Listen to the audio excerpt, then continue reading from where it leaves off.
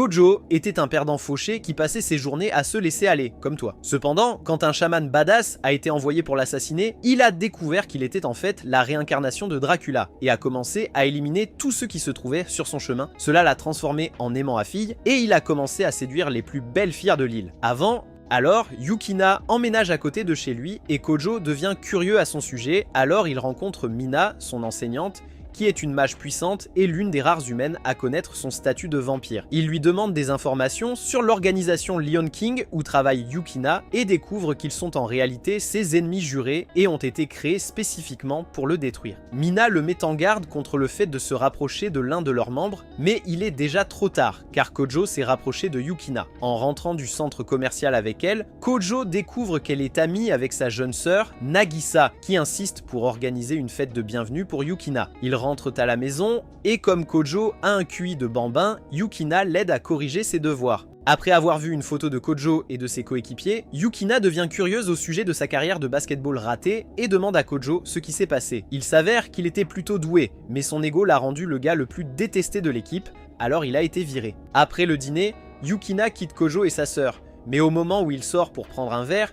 Yukina apparaît et est tellement trempée que cela l'excite. Elle lui dit de ne pas la quitter des yeux car elle est toujours en train de l'observer. Et puis, il l'emmène au magasin de proximité. Yukina s'excite à propos d'un jeu de grue, alors il s'arrête pour prendre un ours en peluche, mais Mina apparaît de derrière, leur demandant de montrer leur visage et pourquoi ils sont dehors à cette heure de la nuit. Heureusement, un incendie éclate au loin et Kojo profite de la brève distraction pour s'enfuir avec Yukina. Il découvre que l'incendie est causé par un familier, alors Yukina se prépare à gérer la situation, mais Kojo propose de la suivre. Elle lui rappelle son identité et comment se montrer pourrait lui nuire, puis elle saute dans un train en marche et aperçoit un gars essayant de combattre le familier. Avant qu'elle n'arrive, le mec est blessé par le maître du familier, un exorciste catholique nommé Rudolf, qui est heureux de se battre avec une élite comme Yukina. Ils commencent à s'affronter et Yukina reçoit une petite coupure à la jambe. Ensuite, Rudolf invoque un autre familier, une dame, qui utilise un puissant homoncule pour attaquer Yukina. Juste au moment où Yukina va être asphyxiée, Kojo surgit de nulle part et frappe le familier à main nue, sauvant Yukina. Mais le familier de Rudolf revient et le frappe avec l'homoncule,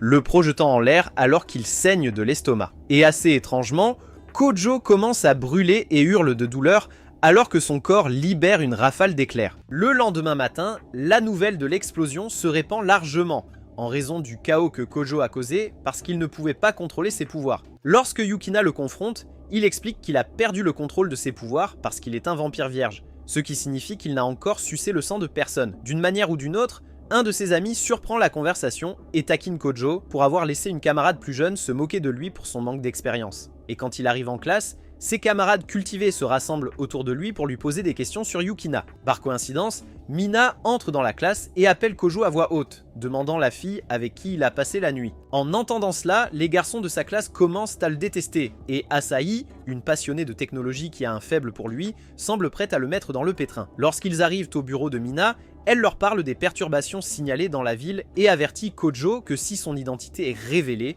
il y aura une chasse à l'homme contre lui. En quittant son bureau, Yukina dit que le seul moyen de prouver que les actions de Kojo étaient de la légitime défense sera de trouver quelque chose de suspect à signaler à propos de Rudolf, qui est apparemment recherché internationalement. Criminel. Ils élaborent une stratégie pour le localiser et Kojo rencontre Asahi pour l'aider à repérer certains des cachettes possibles. Leurs recherches les mènent au nord de l'île et ils trouvent la cachette dans une usine apparemment abandonnée. Cependant, Yukina brise le gros cadenas rouillé et les emmène dans un laboratoire grouillant d'homuncules plongés dans un liquide verdâtre. Le familier de Rudolf leur dit de partir tant qu'ils le peuvent, car l'île est sur le point de couler. Juste à ce moment-là, Rudolf apparaît et parle de la façon dont il est enfin sur le point de les détruire en utilisant Astarte, maintenant qu'il l'a doté d'un familier plus puissant. Kojo se fâche en découvrant que Rudolf utilise Astarte de manière imprudente, alors il se prépare à se battre. Mais d'un seul coup du grand homuncule, il tombe à terre. Yukina essaie aussi de combattre l'homoncule avec son arme, mais elle échoue car Rudolf l'a modifié pour absorber les pouvoirs magiques. Cela donne l'avantage à Rudolf et il brandit sa hache vers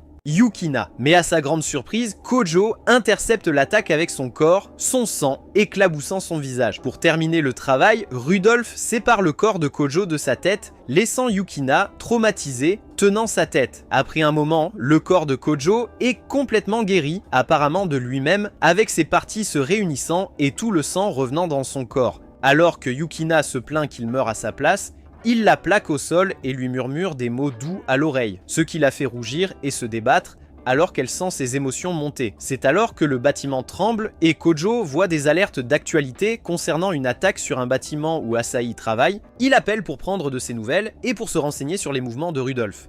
Puis apprend que Rudolph est à la recherche d'un trésor inconnu caché dans les étages inférieurs du bâtiment. En entendant cela, Yukina se prépare à les arrêter avant qu'il ne soit trop tard, mais Kojo hésite parce qu'il a été un troisième roux sur le champ de bataille. Cependant, elle lui rappelle qu'il n'a pas encore été reconnu par les familiers simplement parce qu'il n'a pas encore consommé de sang humain, alors elle lui dit de boire son sang. Kojo refuse d'abord, mais la serre dans ses bras et se nourrit de ses jugulaires jusqu'à ce qu'elle tombe. Pendant ce temps, Rudolph atteint enfin le trésor et verse des larmes de joie en demandant à Astarte de le saisir, mais Kojo gâche son spectacle en apparaissant au-dessus. Apparemment, le trésor est la main d'un saint mort qui est décédé après avoir été utilisé comme sacrifice pour maintenir l'île ensemble. Alors Rudolph prévoit de le récupérer. Quand Kojo voit que Rudolph est déterminé à s'emparer du corps au risque de détruire toute l'île, il saute en avant et attaque l'homoncule, Yukina le rejoignant ensuite. Ils se battent pendant un moment et lorsque Rudolph réalise que Kojo est plus puissant qu'avant,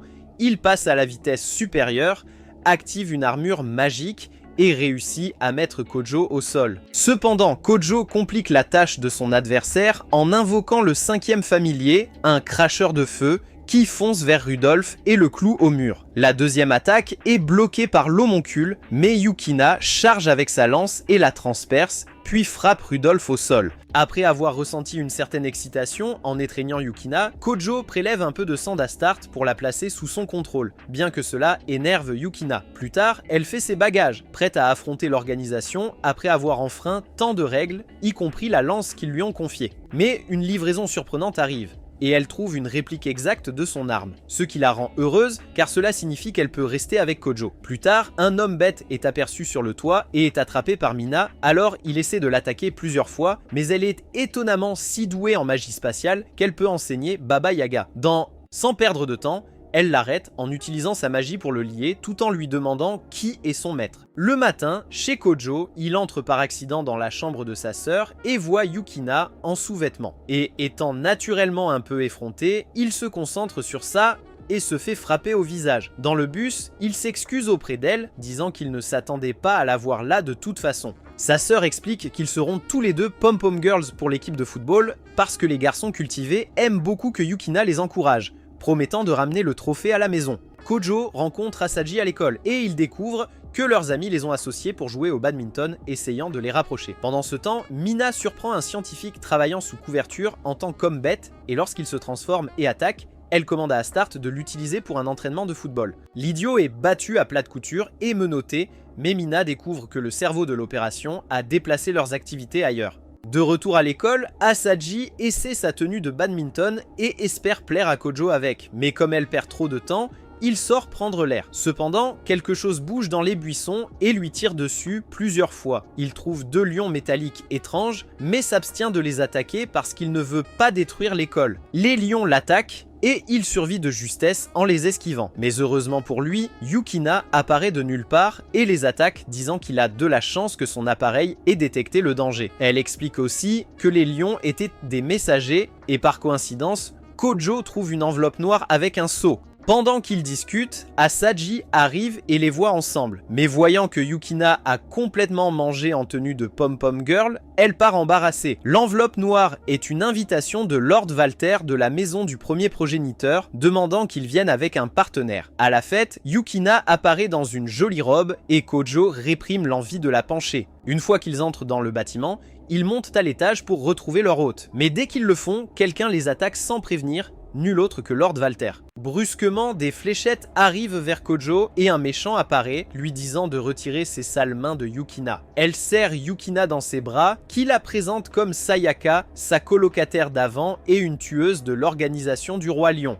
Dans le hall, Valter explique qu'il les a invités pour demander à Kojo d'éliminer une faction sombre qui menace le règne du premier progéniteur. Sinon, Valter détruira l'île entière pour y parvenir. Yukina intervient rapidement et dit qu'elle va détruire la faction elle-même à la place de Kojo. Valter accepte, mais dit qu'il va d'abord tester ses capacités. Le lendemain matin, Kojo se réveille dans le rêve de tout homme, avec Asaji à 4 pattes et ses seins effleurant son visage. Mais l'idiot dit qu'elle est trop lourde et la pousse hors du lit. Cependant, il se retrouve dans une position compromettante, et Yukina et sa sœur les surprennent. Yukina devient jalouse et part. Puis Asaji, remarquant sa réaction, lui demande s'il a un secret que Yuki utilise pour le faire chanter. Avant qu'il ne réponde, Asaji s'éloigne, satisfaite d'avoir enfin déclaré la guerre à Yukina. Ensuite, Yukina avertit Kojo de contrôler sa saucisse car ses pouvoirs magiques pourraient s'activer lorsqu'elle devient dure. À l'école, il se dirige vers le bureau de Mina pour se renseigner sur la faction noire en question, mais découvre Tastart travaillant comme domestique de Mina. À leur grande surprise, Mina leur dit de se détendre parce que Valter est pratiquement intouchable et que la faction obscure n'a pas été en mesure d'accéder à l'arme de destruction massive. Ensuite, Kojo rencontre Asaji pour examiner l'arme appelée Nalakuvara. Puis, ils entrent dans une pièce isolée où elle mène des recherches pour la localiser. Juste à ce moment-là, un professeur entre dans la pièce et il se cache rapidement sous une table, mais se retrouve sur le tournage d'un clip vidéo de Marvin Gaye. Comme d'habitude, les hormones de Kojo réagissent et le font saigner. Asaji devient curieuse, mais il refuse de dire un mot. Soudain, Sayaka apparaît avec une mission pour Kojo et exprime son dégoût face à son comportement volage, même après avoir exposé Yukina à des situations vraiment dangereuses. Elle le poignarde et son corps commence à libérer une énorme quantité d'énergie.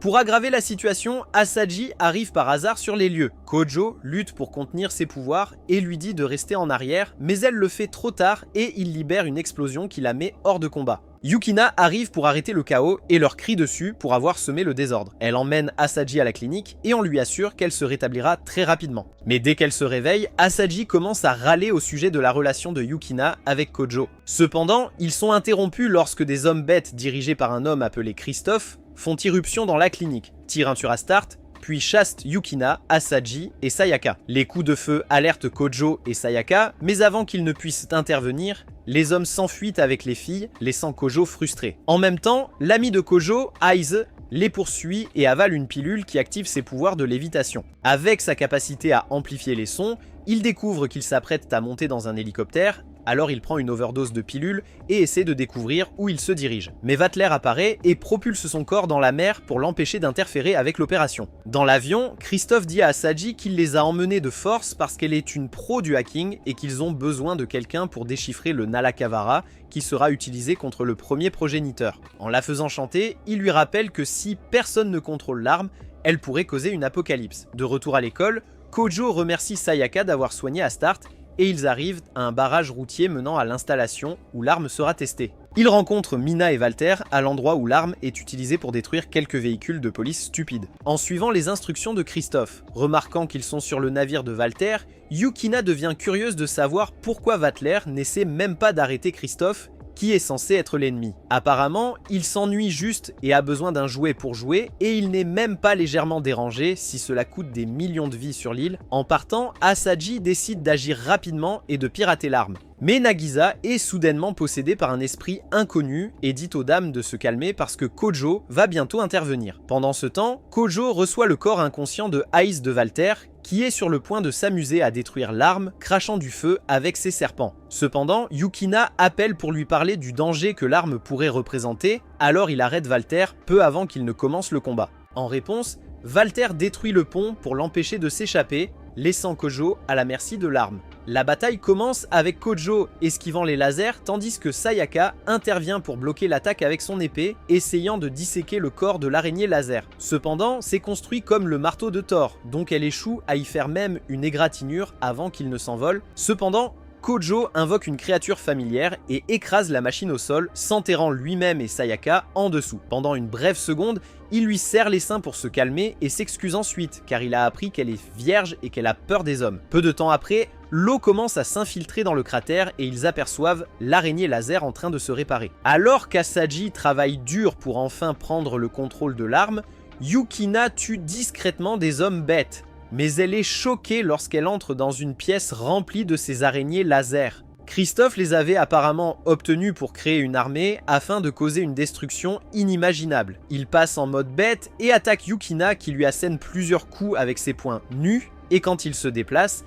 elle reçoit sa lance de Ice grâce à ses capacités de contrôle du vent. Avec son épée, elle tranche la main de Christophe mais découvre avec surprise qu'il a finalement pris le contrôle des autres armes. D'un autre côté, Kojo et Sayaka rencontrent une impasse en essayant de s'échapper et il remarque son équilibre énergique, alors il lui donne sa veste pour se couvrir avant que sa saucisse ne sorte de son pantalon. Pour le remercier, Sayaka le laisse sucer son sang, bien qu'elle ne verrait pas d'inconvénient à ce qu'il suce d'autre chose. Cela lui donne le pouvoir d'invoquer l'un de ses ancêtres et lorsque Christophe le remarque, il laisse ses hommes derrière pour gérer la situation, offrant à Mina l'opportunité de les téléporter dans la mer. Juste à ce moment-là, Yukina reçoit un appel d'une personne inconnue disant qu'elle parle au nom d'Asaji qui a intégré une commande secrète dans les araignées laser. Pendant ce temps, le familier de Kojo lance une attaque contre les araignées, mais est débordé lorsque le drone principal de Christophe lance plusieurs attaques. Yukina les rejoint plus tard avec Sayaka pour combattre les drones, mais malheureusement les drones maîtrisent son schéma d'attaque et le contrant, rendant leur défaite difficile et presque impossible. Cependant,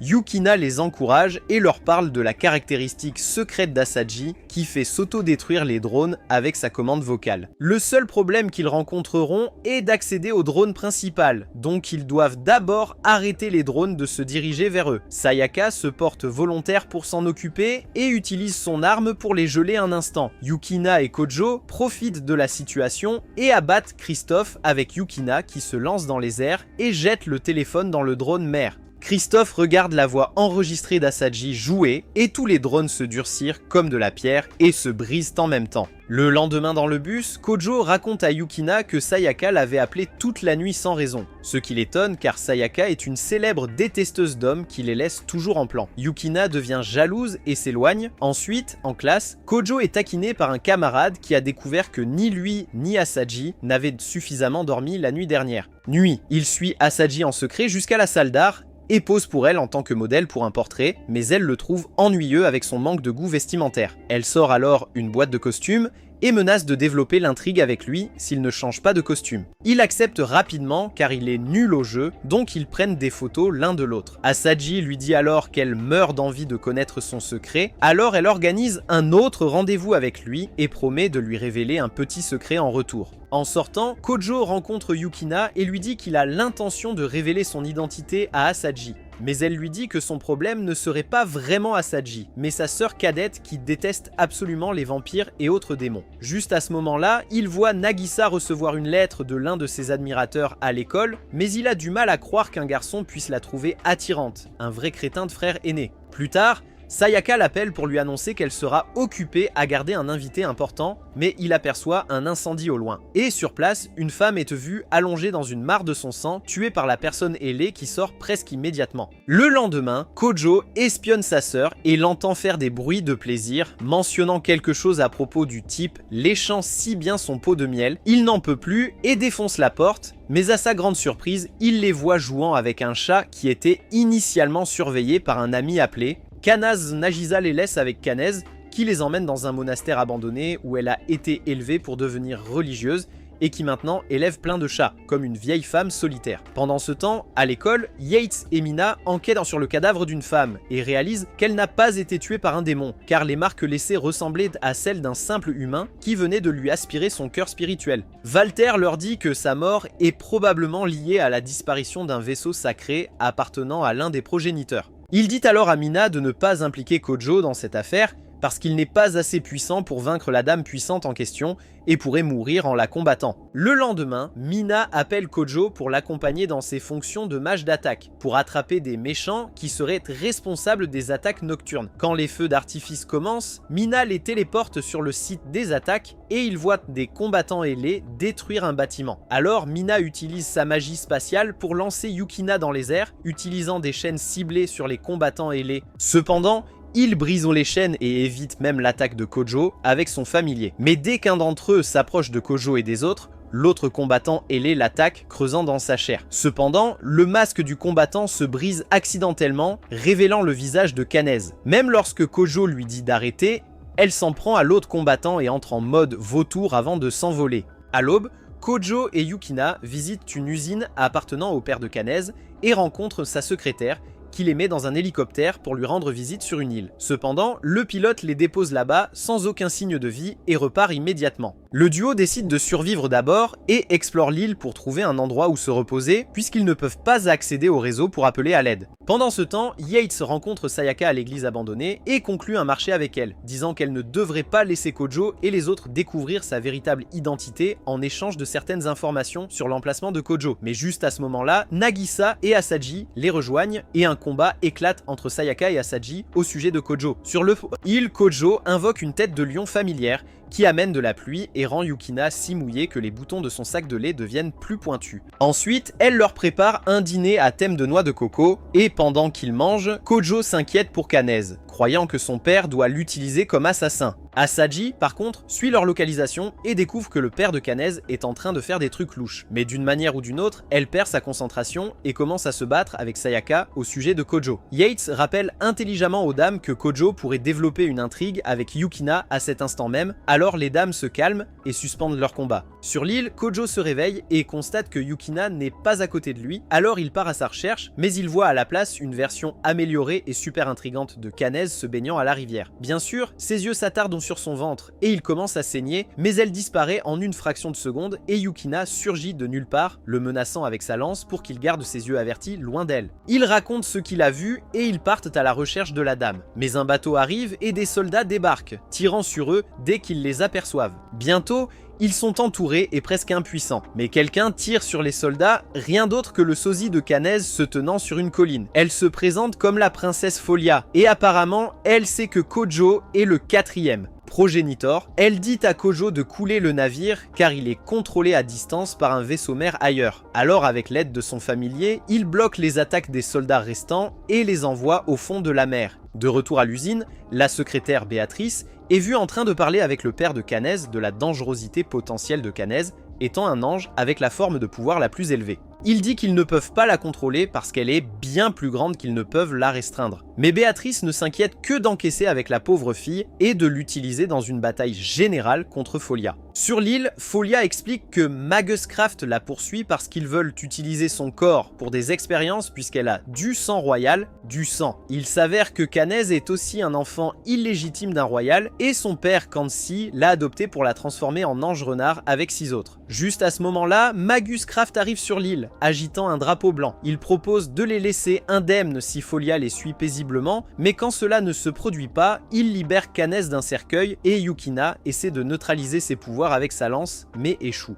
Béatrice reprend alors le combat contre Yukina en utilisant un familier avec de nombreux fouets, tandis que le type à l'apparence normale se transforme en homme-bête et passe à l'attaque contre Folia, qui n'a plus de balle royale. Dans le ciel, Kanez accumule de l'énergie et émet tellement de lumière qu'elle dirige vers Kojo. Il tente de se défendre contre ses attaques avec ses familiers, mais elle est tout simplement imparable. Cependant, sa logique à la Einstein suggère que ce serait une bonne idée pour lui de se dévoiler, espérant qu'elle l'écoute. Les faisceaux laser le touchent à l'estomac et il s'effondre par terre. Quelques secondes plus tard, Kanez perd le contrôle et se tourne vers Elsa, tandis que l'équipe Magus s'enfuit comme des lâches. Sur le navire Magus, Sayaka bat quelques soldats et Mina lui dit que la princesse qu'elle était censée protéger est sur la même île que Kojo et Yukina. Mais en voyant la tour de glace géante que Kanez a créée, ils sont presque sûrs que Kojo a des ennuis. De retour sur l'île, Yukina les protège de l'attaque de Kanez avec une barrière, mais les blessures de Kojo ne guérissent pas comme elles le devraient normalement, alors la princesse tente d'utiliser ses pouvoirs royaux pour réveiller un de ses familiers qui pourrait vaincre Kanez. Elle procède à le déshabiller et utilise ses puissants atouts pour le ramener à la vie. Mais Yukina ne peut pas supporter de regarder,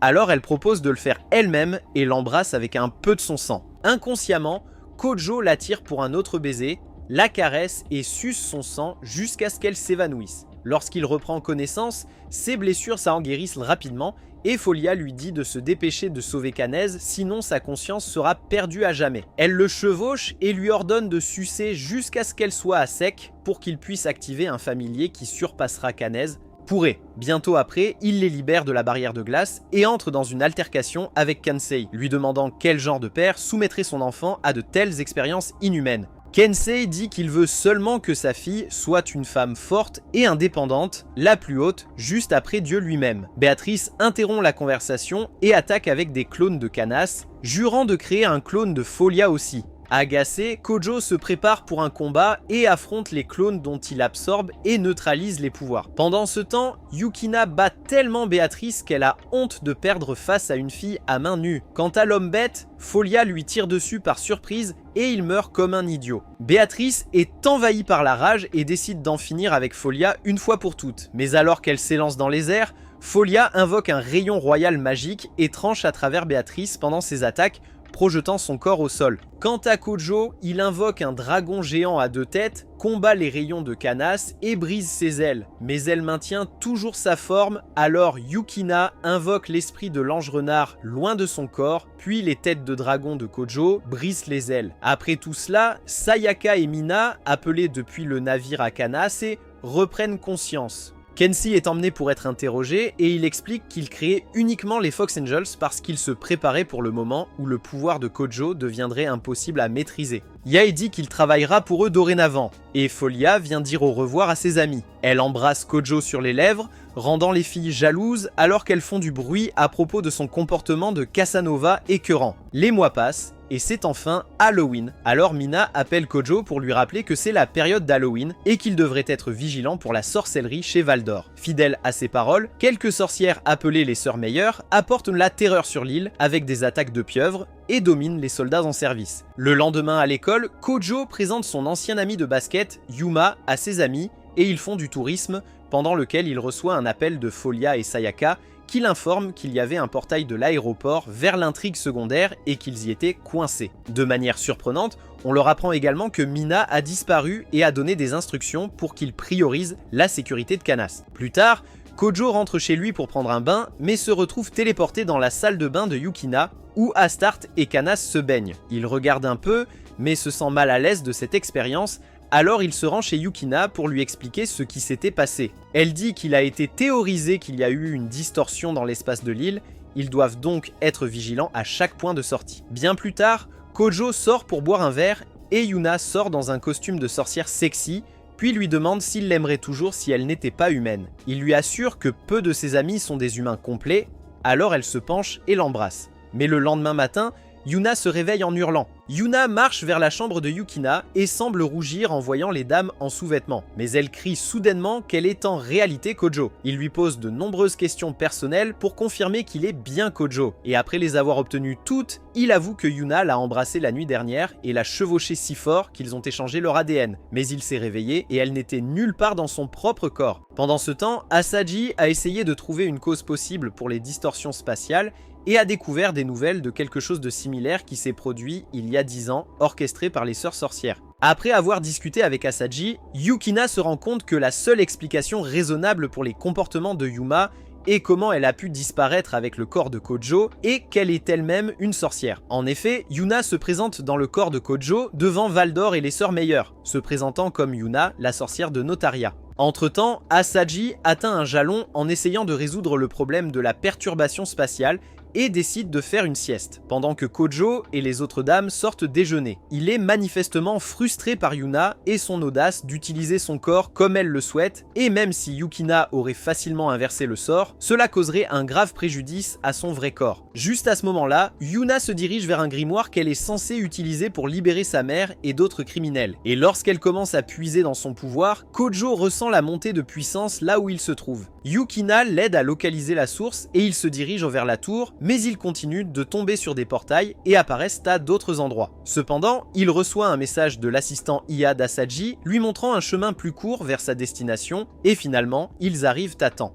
Kojo confronte Yuna et lui demande de rendre son corps, mais découvre qu'elle en a besoin car elle nécessite un corps physique immensément fort pour briser la barrière de la prison. Valdor dit qu'il est là juste pour le fun et qu'il a hâte d'avoir un combat épique avec les prisonniers évadés. Alors qu'il disparaît, Kojo et Yukina sont saisis par les tentacules des sorcières, mais ils sont libérés à temps par Folia et Sayaka qui apparaissent au bon moment. Cependant, Yuna a accès à la barrière en ce moment et disparaît, mais Kensai arrive et suivant les ordres de Folia, crée un portail pour téléporter Kojo et Yukina jusqu'à la barrière afin qu'ils puissent arrêter Yuna à temps. Ils y arrivent et Kojo la confronte à propos de ses actions, mais elle raconte qu'elle est un bébé éprouvette créé dans le seul but de briser la barrière de la prison pour sauver sa mère et d'innombrables criminels. Elle invoque rapidement l'un des familiers de Q qui utilise des pouvoirs électrisants pour pénétrer dans le bâtiment de la prison. Pourtant, cela ne libère pas les prisonniers, alors elle cherche jusqu'à ce qu'elle rencontre Mina, son seul accès à la barrière de la prison. Sona dit que Mina est enfermée là depuis plus de 10 ans à garder la porte de la prison et que son corps physique en tant que professeur n'était qu'un hologramme. Pour franchir la barrière, Yuna devrait la tuer, mais Kojo la confronte à ce sujet. Pendant ce temps, Sayaka et Folia ne passent pas un bon moment avec les vilaines sorcières, mais elles trouvent bientôt une avancée et combinent leur magie pour détruire les tentacules des sorcières. De retour à la prison, Yuna essaie de frapper le corps de Mina avec son armure, mais elle est bloquée par l'épée de Yukina. Après d'innombrables tentatives ratées, Yukina trouve finalement l'occasion parfaite pour frapper Yuna avec l'épée, mais elle échoue à le faire car elle n'est pas sûre de la possibilité de survie de Kojo si elle endommage son corps. Pour conclure, Kojo décide de s'en occuper lui-même et lance la lance de Yukina vers Yuna, mais son armure la protège. Yukina, cependant, renverse la situation et traverse l'armure familière jusqu'à la pointe de la poitrine de Yuma et le corps de Kojo. Avec cela, elle le libère et quand Yuna se réveille, Kojo lui dit qu'elle a été libérée de son devoir de forêt pour détruire la barrière de la prison. Soulagée, Yuna sourit et accepte de s'éloigner de la barrière de la prison. Puis, Mina se réveille aussi, mais juste au moment où elles doivent partir, l'armure de Yuna se poignarde elle-même et ensuite Mina s'évanouit dans les bras de Kojo. Juste à l'extérieur de la prison, Walter invoque ses serpents pour pénétrer dans la prison, mais Nagisa apparaît soudainement et se transforme en cette méga reine qui détruit le serpent en un instant et le frappe à plat sur le sol. Elle revient ensuite à sa forme originale et retourne vers son maître. À la prison, la mère de Yuna la prive de ses pouvoirs, rendant son corps faible. Elle a également dit qu'elle a utilisé un livre de sorts pour emprisonner les pouvoirs de Mina et inverser son âge, donc elle sera assez inutile jusqu'à ce qu'elle meure finalement. Pendant qu'elle parle, certains détenus se lèvent et expriment leur soutien pour tuer Mina. Mais Kojo dit qu'il ne peut pas laisser cela se produire. Alors un des gars essaie de l'attaquer avec une hache. Yukina bloque rapidement l'attaque avec sa lance et est ensuite rejointe par Sayaka qui l'attaque avec des éclairs et s'enfuit avec eux dans sa Bugatti Chiron du XVIIe siècle. Pendant ce temps, Asaji déjeune avec un enfant qui insiste sur le fait qu'elle est sa mère, mais étant donné que le nombre de ses victimes est toujours nul et que l'enfant ressemble plus à Mina, Asaji lui demande si elle pourrait être liée à Mina. La petite fille pleure en entendant le nom, alors Asaji la nomme Sana en attendant qu'elle se souvienne de son nom. Pendant ce temps, Kojo conduit les autres chez sa mère qui a un doctorat en sorcellerie et peut guérir Yuna. Il s'avère qu'elle est la maîtresse de Nagisa et elle est encore plus cultivée que son fils, car elle a immédiatement commencé à caresser les seins de Yuna. Elle leur dit que Yuna pourrait éventuellement mourir, car sa magie la quitte lentement. Alors, avec l'aide de Yukina, elle l'emmène au laboratoire. Kojo retourne dans sa chambre et soigne ses blessures, et comme Sayaka sait que Yukina ne reviendra pas avant un moment, elle monte sur le lit et se prépare pour 50 nuances degrés. Mais Yukina gâche le spectacle et leur demande d'expliquer ce qu'ils étaient en train de faire. Kojo commence à bégayer comme tous les tricheurs, mais il s'évanouit soudainement. Il s'avère que Kojo avait simplement faim et avait besoin de manger. Yukina lui parle de l'état de Yuna en disant qu'elle est encore dans un mauvais état, car seule une sorcière aussi puissante que sa mère, Aya, peut annuler le sort. Cela doit évidemment être Mina, mais elle est introuvable. Cependant, il voit Tasaji à la télévision et réalise que la fille qu'elle tient pourrait être Mina, qui est une version beaucoup plus jeune d'elle-même grâce à Aya. Kojo l'appelle rapidement pour s'informer sur la fille,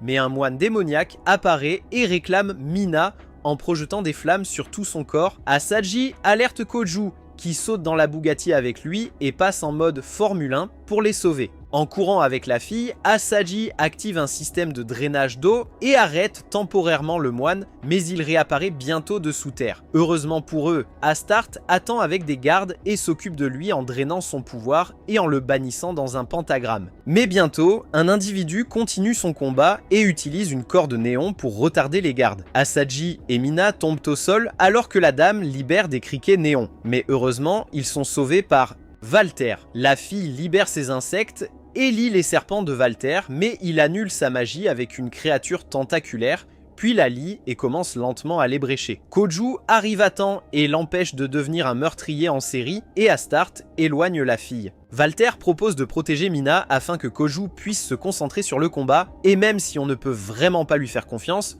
Koju accepte l'offre. De retour à l'académie, un prisonnier évadé confronte Aya sur ses intentions et lui demande pourquoi elle n'a pas informé les autres prisonniers qu'elle avait trouvé les clés de la barrière de la prison. Elle invoque son géant élémentaire pour attaquer le type, mais il lui dit de se calmer parce qu'il s'intéresse en fait à son petit rituel. Elle explique ensuite qu'elle essaie de recréer un grimoire que Mina avait détruit en utilisant les souvenirs de Mina, en commençant par transformer toute l'école en un terrain de jeu pour son amusement de sorcellerie. Koju monte à bord du bateau de Walter et voit un type le regarder jalousement parce que Walter a apparemment le béguin pour Koju. Il se dirige vers un bain et est entouré par quelques méchants qui lui proposent des câlins rapides parce que Walter n'est pas intéressé par les femmes et n'a aucun intérêt pour leur charme. L'idiot les repousse car il est moins doué que toi, alors elles s'en vont et Asaji le rejoint dans le bain. Cependant, il voit son corps séduisant et saigne, puis il se retire pour la nuit avec Mina. Curieusement, Mina passe en mode réinitialisation d'usine, accédant à ses souvenirs sauvegardés avec un minuteur. Pendant ce temps, un des évadés de la prison recouvre le navire de Walter et commence à se battre avec lui. Le gars tranche le dragon de Walter comme s'il s'agissait d'un morceau de gâteau, alors Walter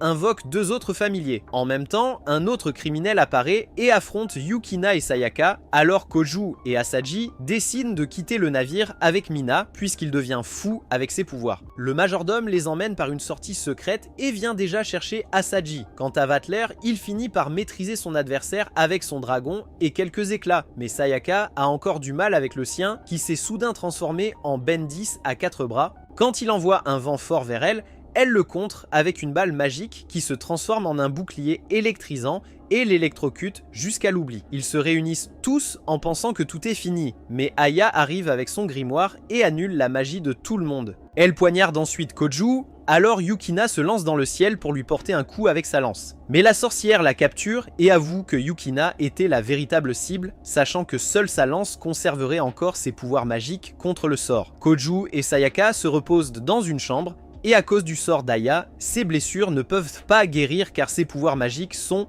désactivés. Sayaka propose de se déshabiller et de l'exciter, et elle commence par lui montrer les sous-vêtements de sa grand-mère. Mais comme prévu, cela casse l'ambiance. Plus tard, Yuna entre brusquement avec sa blessure et propose à Kojo son sang, parce qu'elle est la fille d'Aya, et comme la magie d'Aya est encore active, la magie de Yuna fonctionnera toujours pour Kojo. Elle se coupe le cou et le laisse la vider de son sang, ce qui fonctionne et active son état de vampire. Il se tourne également vers Sayaka, qui le piège entre ses jambes, car elle ne peut pas se passer de lui. Ensuite, son quatrième familier est activé, ce qui gèle tout dans l'espace et empêche l'île de couler par manque de magie. Il se rend à l'école et libère Yukina de sa cage. Puis, il se prépare à vaincre la sorcière. Cependant, elle appelle ses compagnons de cellule pour se battre en son nom, mais Kojo les achève dans un battement. Coup. Aya tourne ensuite son attention vers Yukina et lance son épée vers elle pour voler ses souvenirs. Mais juste à temps, un gardien doré apparaît, envoyé par Mina. Elle a apparemment retrouvé sa mémoire et réclame le livre d'Aya, l'utilisant pour lier son familier. Mais Aya vend rapidement son âme au diable et atteint l'état le plus puissant qu'une sorcière puisse jamais exister en. Heureusement, l'épée de Yukina peut la ramener à son état de sorcière de base. Alors elle l'utilise et affaiblit Aya, rendant la raison à l'île, alors que tous ses sorts magiques sont annulés. Ils regardent tous plus tard les feux d'artifice, et Yuna embrasse Kojo pour lui dire au revoir. Ensuite, tout le monde est témoin de la demande en mariage de Yukina à Kojo. Quelques jours plus tard, Kensei est attaqué par une caricature de Michael Jackson, qui se fait appeler Ku et affirme revenir pour le souvenir de son maître, afin d'activer le sang du sage. Pendant ce temps, Yukina reçoit 4 jours de vacances, et on lui dit de s'amuser au lieu de s'occuper d'un vampire vierge médiocre. Elle le rencontre au centre commercial pour l'informer de l'évolution de la situation, mais ils sont ensuite rejoints par Ku, qui cherche à utiliser Kanaz comme offrande pour Wiseman.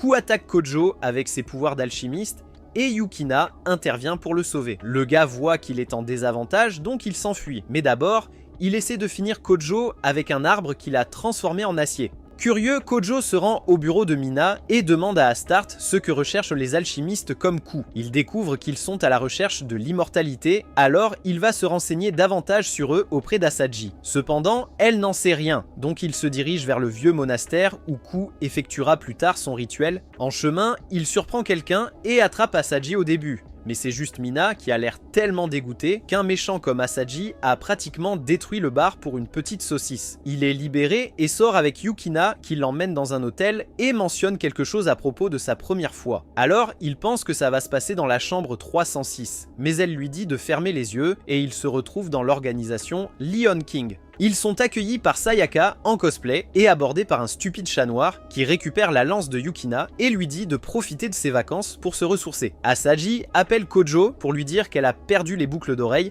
qu'il lui a offertes et qu'elle les cherche autour du monastère. Il lui dit de rester à l'écart, mais elle est trop obsédée par ses foutues boucles d'oreilles. Sans qu'elle le sache, Kou et son maître sont au vieux monastère pour activer le rituel du sang-sage. La légendaire alchimiste Mina se matérialise et le patron nage nu dans son sang. Peu après, son corps commence à être dévoré et il appelle Kou à l'aide, mais il aurait dû savoir qu'il n'était qu'un bouc émissaire et que Kou était là pour son propre intérêt. Peu de temps après, Asaji est frappé par les débris du bâtiment et observe le rituel de sang se dérouler. Mais dès que Kou l'aperçoit, il lui tranche l'abdomen et elle tombe morte. Kojo court jusqu'à l'endroit pour trouver Asaji mort. Dans son angoisse, il crie, libérant tellement de puissance que cela perturbe les systèmes de l'île. Kou arrive et se moque de lui, déclenchant une attaque simultanée de Kojo et Yukina contre lui. Cependant, il esquive les attaques et active sa forme métallique immortelle. Alors Kojo invoque un mercure, dévoreur, qui se débarrasse de l'affreux morceau de métal. Juste à ce moment-là, Asaji ressuscite avec ses taches de sang et semble avoir oublié qu'elle était morte. Elle suit Kojo chez lui pour prendre un bain, mais dès qu'elle lave les taches, elle trouve un bouton rouge sur sa poitrine et lorsqu'elle appuie dessus, elle tombe inconsciente. Elle se lève et marche sans but dans la salle de séjour, donnant à Kojo une autre raison de saigner pour la convoitise. En fait, la dame qui parlait n'était plus Asaji, mais Mina, dont le sang a été utilisé pour le rituel et a sauvé Asaji de mourir réellement. Elle crée une serviette à partir de fleurs, car elle est aussi une alchimiste, puis dit à Kojo de ne pas s'emballer, car Kou n'est pas mort et s'est seulement divisé en parties. Pendant que cette conversation a lieu, Kou se faufile dans un bâtiment et est piégé par Mina pour l'empêcher d'atteindre sa cible. Kanaz. Il se transforme bientôt en métal et se libère des chaînes, mais Astarte le fait taire si facilement. Chez Kojo, Mina promet de quitter le corps d'Asaji dès qu'elle récupérera le sang du sage. Yukina les rejoint plus tard pour le dîner, alors Kojo dit à Mina de ne pas tout gâcher et d'agir comme Asaji. Le lendemain, Yeisei garde une trace du sang du sage que Kou avait caché. Ensuite, il ordonne aux flics de le congeler avec de l'azote liquide et des sorts magiques. Mais dès que le salaud de Kou apparaît, tout fond et les flics lui tirent dessus frénétiquement. Cependant, le sanguinaire Wiseman crée une explosion avec les balles tirées. Sur les lieux, Mina explique à Kojo que cet effet n'était pas vraiment l'œuvre de Kou, mais du Wiseman lui-même, qui est l'alchimiste le plus puissant vivant et ne vise qu'à détruire les humains inférieurs. Alors que les étudiants sont en vacances sur leur bateau de croisière, Yukina et Kanase ont un mauvais pressentiment et suivent leur intuition pour inspecter le navire. Sur le parking, Kou les rejoint et Kanase décide qu'il serait préférable pour elle de courir plus loin des autres étudiants pour éviter de les blesser. Alors, il lui lance une voiture et démarre une course-poursuite animée. D'un autre côté, le corps d'Asaji perd connaissance, donc Mina crée un double du corps avec un peu de son sang. Mina les rejoint et informe Kojo que Kou est à la poursuite du navire des étudiants. Alors elle l'emmène vers un dirigeable idiot appartenant à Folia. Peu après, le maître de Yukina de l'organisation laisse tomber sa lance avant que Kojo et les autres ne partent. De retour sur le navire, Kanas met Kou en colère en lui disant brutalement que son désir de devenir humain en la sacrifiant à Wiseblood ne fonctionnera pas car il n'a jamais été humain. Il saute haut et est sur le point de la disséquer, mais Yukina intervient rapidement et l'arrête avec un couteau de cuisine. Cependant, il forme plus d'hommes de main à partir de son métal et charge vers eux, mais Kojo le frappe avec un missile à la dernière seconde, bien qu'il soit remercié par les crises de Yukina à la place. Mina exige le sang de Wiseman de Kael, mais c'est trop tard, et bien que son crâne soit physiquement présent, son sang est partout dans la mer, cherchant à rassembler suffisamment de métaux pour créer sa forme. En un rien de temps, il renaît en un monstre métallique doré qui commence à attaquer Kojo. Pour empêcher que tout le navire ne soit détruit, Kojo active une brume, mais dans le processus, il se transforme en métal et Yukina éclate en sanglots. Cependant, son prédécesseur, Avrora, l'embrasse pour lui redonner vie et lui donner une seconde chance ainsi qu'un nouveau familier. Et après avoir pris un peu de sang de Yukina, il invoque tous ses familiers, tandis que Yukina affronte l'ennemi imprudent avec sa lance et l'anéantit complètement. Kojo invoque un tout nouveau familier, une géante, qui étouffe ce type de Wise Blood dans sa poitrine et le fait disparaître. Ensuite, Kojo cède à la fatigue et s'endort. Au bout d'un moment, le professeur de Yukina lui demande ce qu'elle aimerait faire à l'avenir, et en se changeant dans la salle de bain, elle y réfléchit. Mais une silhouette effrayante et sans intrigue apparaît de nulle part et la frappe à la poitrine. Plus tard, Yukina commence à se comporter bizarrement, parlant à Kojo comme si elle le rencontrait pour la première fois, et caressant Mina comme si c'était une enfant. Mina agite en caressant les coussinets de Yukina en public, mais elle semble être dérangée par ce qu'elle ressent. Elle appelle Nagisa tante et Asagi docteur, mais bientôt elle se sent malade et s'en va. Pendant ce temps, Vatelar et Sayaka traînent près de quelques ruines, observant des vagues étranges s'élever d'un le trou. Peu à peu, Vaito commence à briller d'une teinte violette et invoque un de ses dragons, l'envoie au fond du puits et attend de voir ce qui se passe. Étonnamment, le dragon sort du puits en ayant l'air d'avoir gagné de l'expérience améliorée. De retour à l'école, Kojo comprend à partir du discours aléatoire de Yukina qu'elle n'est pas vraiment celle qu'elle prétend être, car elle a soudainement des envies de vampire. Par coïncidence, la vraie Yukina arrive et dit à Kojo de s'éloigner de l'imposteur pour qu'elle puisse s'en débarrasser.